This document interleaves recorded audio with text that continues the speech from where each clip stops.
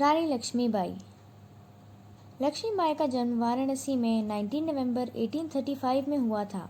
उनका बचपन का नाम मणिकर्णिका था, लेकिन प्यार से उन्हें मनु कहा जाता था। उनकी मां का नाम भागीरथी बाई था और पिता का नाम मोरोपंत तांबे था। मोरोपंत एक मराठी थे और मराठा बाजीराव के सेवा में थे। मां की मृत्यु के बाद उनकी देखभाल के लिए कोई नहीं था, इसलिए पिता मनु को अपने साथ बाजीराव के दरबार में ले जाने लगे। मनु के चंचल स्वभाव के कारण सभी उन्हें प्यार से छबीली कहकर बुलाने लगे। बाजीराव के पुत्रों के साथ मनु खेल कूद मनोरंजन करती थी और भाई बहन की तरह रहते थे। वे तीनों साथ में खेलते थे और साथ में पढ़ाई लिखाई भी करते थे। इसके साथ ही मनु घुड़सवारी, निशानेबाजी, आत्मरक्षा, घेराबंदी की ट्रेनिंग भी लेती थी। इसके साथ शस्त्र विद्याओं में निपुण होती चली गई, साथ ही एक अच्छी घुड़सवार बन गई। 1842 में उनका विवाह झांसी के राजा गंगाधर राव नेवालकर के साथ हुआ और वे झांसी की रानी बन गईं। विवाह के बाद मनु का नाम लक्ष्मीबाई रखा गया। 1851 में रानी लक्ष्मीबाई ने एक पुत्र को जन्म दिया। 4 माह के बाद उसकी मौत हो गई। 1853 में राजा गंगाधर राव का स्वास्थ्य ज़्यादा खराब होने लगा। उन्हें दत्तक पुत्र लेने की सलाह दी गई। उन्होंने एक पुत्र को गोद लिया। पुत्र का नाम दामोदर राव रखा गया। 21 नवंबर 1853 को राजा गंगाधर राव की मृत्यु हो गई। राजा का देहांत होते ही अंग्रेजों ने चाल चली और लॉर्ड डलहौजी ने ब्रिटिश साम्राज्य को बढ़ाने के लिए झांसी की बदकिस्मती का फायदा उठाने की कोशिश की। अंग्रेजों ने दामोदर को उत्तराधिकारी स्वीकार करने से इनकार कर दिया। रानी लक्ष्मीबाई को सालाना 60,000 रुपये पेंशन और झांसी का किला खाली करके जाने के लिए कहा गया। ब्रितानी राज ने अपनी राज्य हड़प नीति के तहत बालक दामोदर राव के खिलाफ अदालत में मुकदमा दायर कर दिया।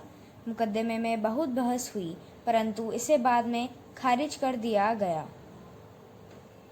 ब्रितानी अधिकारियों ने राज्य का खजाना जब्त कर लिया और उनके पति के कर्ज को रानी के सालाना खर्च में से काटने का फरमान जारी कर दिया। इसके परिणाम स्वरूप रानी को झांसी का किला छोड़कर झांसी के रानी महल में जाना पड़ा। रानी लक्ष्मीबाई ने हिम्मत नहीं हारी और उन्होंने हर हाल में झांसी राज्य की रक्षा करने का निश्चय किया। रानी लक्ष्मीबाई ने अंग्रेजों की तरफ से मिलने वाली पेंशन को अस्वीकार कर दिया। रानी महल से ही भारत की प्रथम स्वाधीनता क्रांति का बिगुल बजा। अंग्रेजों की नीतियों से राजा महाराजा असंतुष्ट हो गए और विद्रोह की आग भभक उठी। रानी लक्ष्मीबाई ने झांसी को अंग्रेजों से बचाने के लिए 14,000 बागियों की सेना तैयार की। सेना बनाने में गुलाम गौस खान, दोस्त खान, खुदा बख्श, काशीबाई, लाला भऊ बख्शी, मोती भाई आदि से मदद मिली। नवाब वाजिद अली खान, बेगम हजरत महल, तात्या टोपे, बेगम जीनत महल, बहादुर शाह सभी ने झांसी की रानी लक्ष्मीबाई का सहयोग दिया। देश भर में क्रांति की लहर दौड़ गई। 23 मार्च 1858 को झांसी का ऐतिहासिक युद्ध शुरू हो गया। गुलाम गौस खान ने झांसी की रानी का आदेश पाकर तोपों के लक्ष्य साध कर ऐसे गोले फेंके कि पहली बार में ही अंग्रेजी सेना के छक्के छूट गए। रानी लक्ष्मीबाई ने 7 दिन तक वीरतापूर्वक झांसी की सुरक्षा की। उन्होंने अपनी छोटी सी सशस्त्र सेना से अंग्रेजों का बहादुरी से मुकाबला किया। वे अकेले ही अपनी पीठ के पीछे दामोदर राव को बांधकर अंग्रेजों से युद्ध करती रहीं। इसके बाद वह कालपी प्रस्थान कर गईं। यहाँ जाकर उन्होंने नाना साहब और उनके सेनापति तात्या टोपे से संपर्क किया। रानी लक्ष्मीबाई का पीछा अंग्रेजों ने किया। रानी का घोड़ा बुरी तरह घायल होकर वीरगति को प्राप्त हो गया। तात्या टोपे के साथ रानी ने योजना बनाकर ग्वालियर पर आक्रमण किया और वहां के किले पर अधिकार कर लिया। विजय उत्सव मनाया गया, लेकिन रानी इसके खिलाफ थीं। अंग्रेजों ने ग्वालियर के किले पर युद्ध करके उसे अपने कब्जे में कर लिया।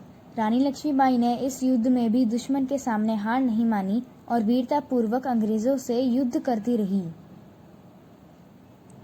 18 जून 1858 को ग्वालियर का अंतिम युद्ध हुआ और रानी ने अपनी सेना का कुशल नेतृत्व किया। वह बुरी तरह घायल हो गई और 23 वर्ष की अल्प आयु में उन्होंने वीरगति को प्राप्त किया।